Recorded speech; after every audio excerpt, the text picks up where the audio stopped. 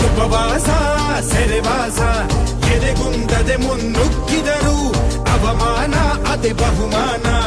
ಎಂದರು ಕನ್ನಡ ಸಿಂಹಗಳು ಅಳಿದರು ಕನ್ನಡ ಉಳಿದರು ಕನ್ನಡ ಎದೆಗೆನೆ ಸೀಳುನಿ ಹರಿವುದು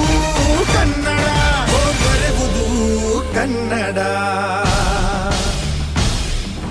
ನನ್ನ ಮಣ್ಣಿದು